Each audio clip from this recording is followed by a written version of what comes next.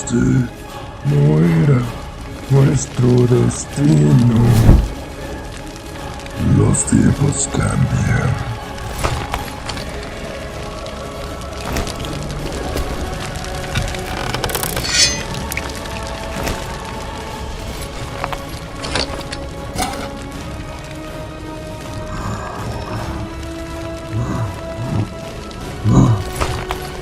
Nunca seremos esclavos.